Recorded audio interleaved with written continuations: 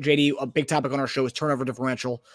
Today, based on everything that's going on so far, we've dropped down now. So we were -5. We were 28th in the league going into this game. Now we're tied for 31st at -6. So we dropped 1 since then.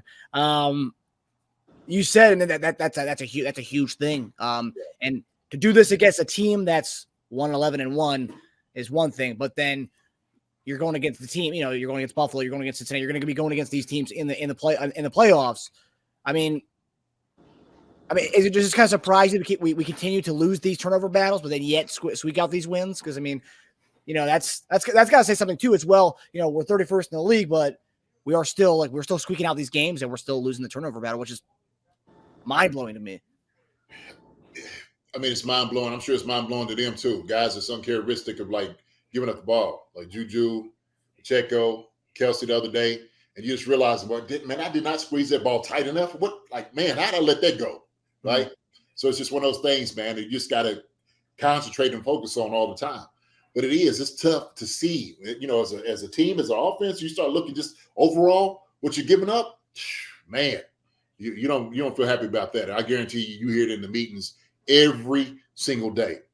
I guarantee they reiterate it every single day in practice, in the meeting room. We need to take care of the football, guys. We have to. And then, defensively, we got to take the ball away. We got to do more than this. And so that's always going to be harped on. That's always going to be said. The thing is, the guys just got to achieve it. They have to. So, yeah, if you look at this team right now with the -6 turnover takeaway situation they have right now, I think they're third or fourth worst in the league right now when it comes to that, and they're the only team in the bottom 5 that's even a playoff team. Second? Are they second worst? Yeah, we're tied with Rams at -6, and then there's 2 teams tied at -12, so we're tied for 31st. Yeah, so basically it's terrible. And in fact, according to what I saw on Twitter today, this is the longest streak in Andy Reid's 24 years as a head coach with at least 1 turnover in a game, 9 straight games. From right now, as it looks in the regular season, I hate it. It looks really bad. It looks really sloppy. It doesn't look like a team that can win a Super Bowl. But I think this is going to be something, where I feel like I'm kind of repeating myself in my previous take about giving this team the benefit of the doubt. I'm going to trust this coaching staff and this quarterback to figure out how to get this stuff tightened up before the playoffs, because if it stands as it is, the Chiefs are going to play in the wild card round. And we saw last year when the Chiefs had some of the concerns they had, they went out there and they put together everything they needed to put together and put that Steelers game away immediately. They destroyed that team, and it didn't matter whether they had to play in the wild card round or not, and they ended up hosting that AFC Championship anyway. Turnovers are a problem, but they're a problem you can fix. This isn't a team that is just hell-bound to just turn the ball over because they're not good enough. They're making costly mistakes, but mistakes can be fixed. It's one thing, we talk about the run game. Remember we talked about this last week, which, by the way, credit to the Chiefs. They ran the ball 33 times today. That's what I like to see, a balanced attack. I want to give them credit for that. But we talked last week about if the Chiefs had the Bucs run game, we just have to accept it for what it is, man, because they're just not good enough. They can't run the ball.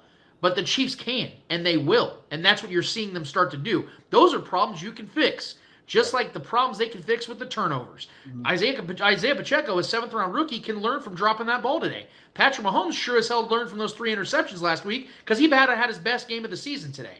So I think that this team's learning from their mistakes. It isn't fun to go through. Trust me, guys, I get it. I hate seeing this team put the ball on the ground. I hate seeing that.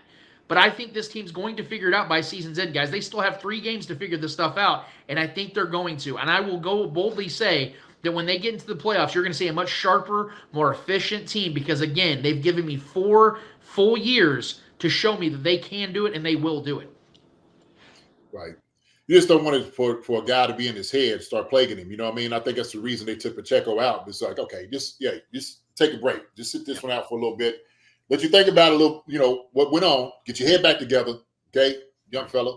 We'll bring in, Ronald Jones got a little toe today. So I'm like, oh, okay. I want to see a little bit more Rojo. Yeah. Exactly. And shout out to Jerick McKinnon, 2 games. He's had over 20 touches for 220 or 230 yards and 4 touchdowns. Clutch McKinnon, baby. Man, come on now. Oh, my goodness. He's going to be a league winner in a lot of fantasy leagues, I'll tell you that much. No joke. Hi, everybody. Thanks for watching. Subscribe here to get the latest from the show. Also, be sure to check out the best clips from Chief Concerns.